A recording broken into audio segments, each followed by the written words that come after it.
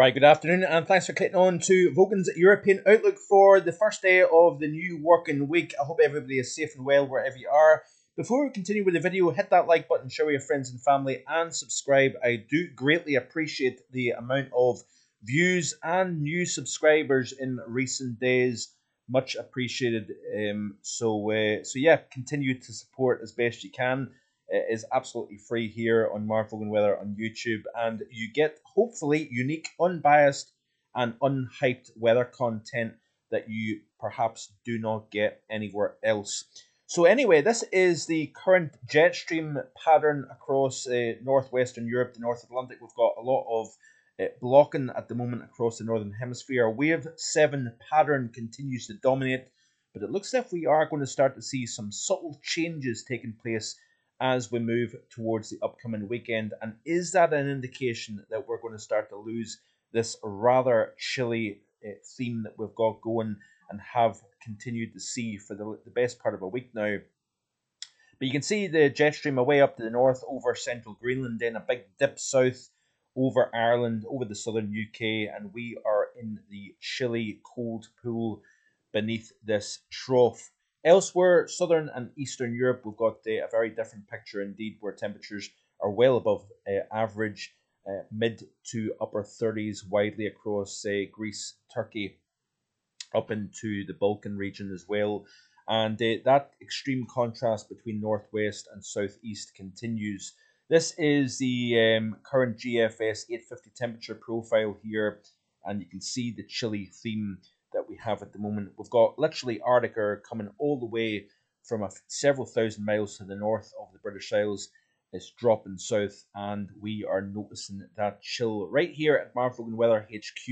The current temperature is only 11.6. That is the highest it's been all day so far. Incidentally, this day last year, 24.8 Celsius was the maximum. So a very, very different picture compared to this day last year. This is the current pressure pattern across the continents. We've got that area of low pressure. We've got actually one small area of low pressure over the near continent. The main low is over Scandinavia, while we've got a pretty strong area of high pressure to the west.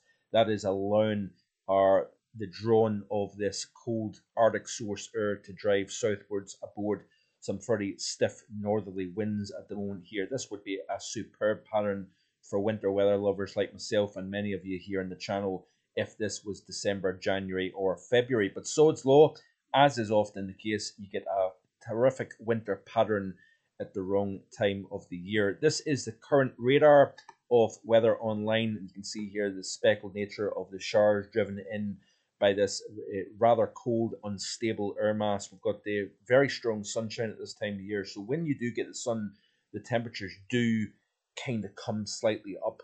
But I'll tell you what, this is a notable air mass.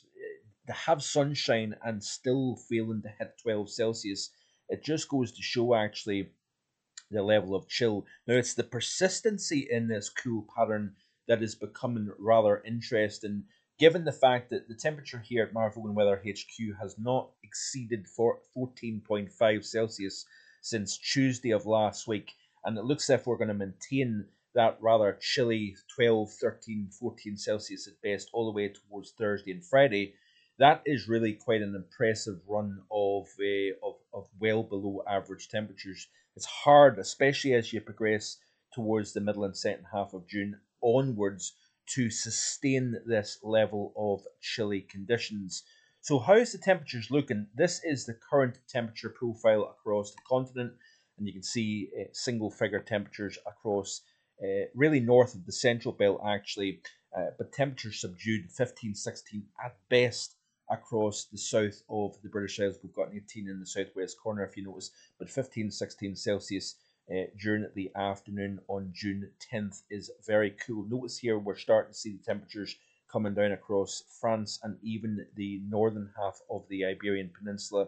You have to get all the way down into the south of the country where we've got 32 Celsius at Malaga Airport at the moment here, 26 in the far southwest corner of Europe. But as I said, once you get into further east across the mid basin, there's where your 30s and even close to 40 Celsius is being achieved.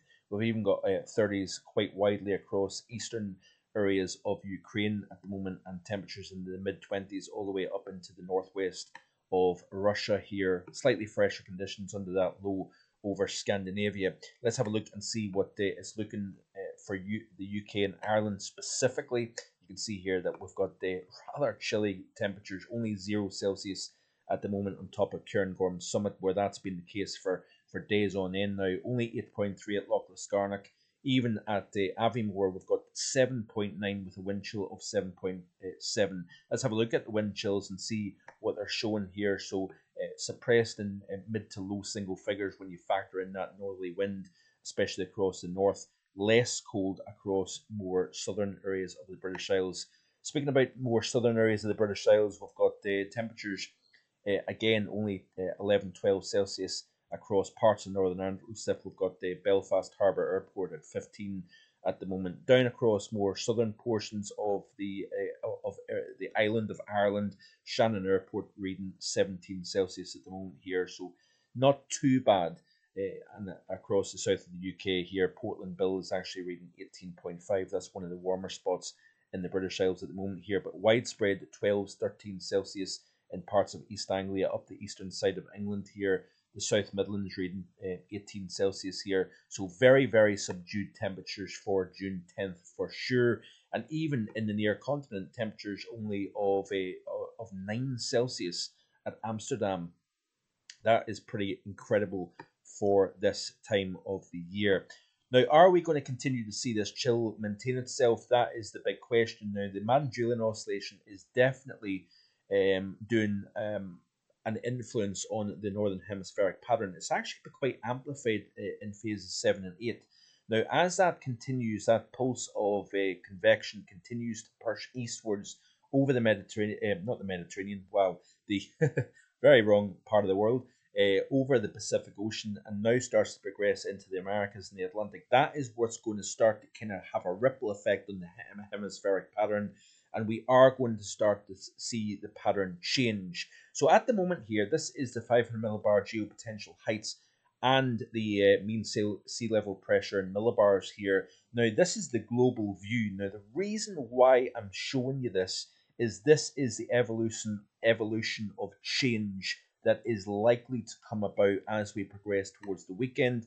We are seeing a very strong ridge of high pressure over western United States, troughs dropping into the eastern United States. Over the next 5 to 7 days, we're actually going to see a complete flip around in the upper pattern over North America, and that is likely caused by the MJO rotating into the Americas and the Atlantic basin. We're seeing essentially the atmosphere change from sinking to rising air, and that is going to cause a change. This is giving the atmosphere that kick that it needs to get out of this rut. Hot west, cool east United States, cool northwest, hot southeastern European pattern. Now, we are going to start to see these changes taking place from North America, and that is going to have a ripple effect across the Atlantic and into Europe here. So this is the theme and the goal here on Vogan Weather on YouTube, to show you the reasons behind this change. Why are we going from a cool pattern to something a little bit closer to average as we move towards the weekend and into next week? We're going to maintain this cool theme, by the way, through the rest of this work week, but we are going to start to see changes taking place. So you can see here as a play quickly through this loop here. I know it's kind of hard to see, but generally if you look at these kind of paler colors here, especially further north towards the pole here, obviously the very top of this chart represents the pole, the polar region, the Arctic. You notice here that we've got a lot of yellows representing across the Arctic region here, which means that we've got blocking within the high latitudes. That then slows down the pattern within the mid latitudes. If you're stuck under the trough like we have been, it's chilly, and it maintains that chilly theme. If you're stuck under the ridge, like we've been seeing extend from Mexico up into the western United States and also across southern and eastern Europe, underneath these ridges of high pressure, it maintains that hot theme. But once you start to see this pulse of convection through the equator, moving eastwards into another part of the world, that then allows the atmosphere to start to change. And that is something that we've not been seeing for the best part of a week now. So as we continue to play through this, you notice the changes taking place within the Arctic region. We're starting to see the light blues starting to replace these yellows. That means that we're seeing lower pressure within the Arctic region, and that is a direct consequence of the MJO maintaining that eastward progression out of the Indian Ocean, the Pacific, and into the Atlantic, and that is changing and recasting the atmospheric pattern within the high latitudes of the planet here. So we are seeing changes taking place that will have an impact as we go forward. So as we play right the way through towards the 20th of the month, we are seeing lower heights to the north and higher pressure to the south. So therefore, we're starting to see the changes taking place. So let's have a look and see what we're looking at with regards to North America, because that is important. What's changing in North America will have the impact change over our part of the world here. So let's have a look and see what I'm showing you here. So at the moment, we've got the ridge over the west, we've got the trough over the east of the United States. And basically what we are going to see is a change taking place over the next 7 days. So this is the CFSV2 weeklies here. This is week 1, and you can see here that we've got the essentially region that has been present over the western United States with a trough in the east. We're starting to see changes overall. So this is week 1, and you can see that we've got the big strong negative over the UK and Ireland here. So we maintain this northerly flow with the strong block over the Atlantic. So that allows troughiness over the eastern United States and the trough over the western half of the the European continent. Sorry. This is week 2. Notice the changes. We're starting to see the ridge now over the eastern United States and the negative, the trough over the western United States. Then, if you notice here that we've got that ripple effect change over our part of the world, we've got a lot less negative, we've got a lot less troughiness over the UK and Ireland because we've changed the pattern over North America and over the Atlantic. That means we've got a change over the UK and Ireland as well. And then as we move into the following week, notice that higher pressure is starting to build in, but we're also flattening out the pattern. If you start to strengthen the subtropical high in its source region and you start to see heights coming down further north, you're then starting to see a relaxation of the chilly theme. I hope this makes sense, and I hope it's you're hanging in with what I'm trying to get at here. The consequences of the change in the MJO rotating from Pacific into the Atlantic is starting to change the overall pattern throughout the Northern Hemisphere, actually.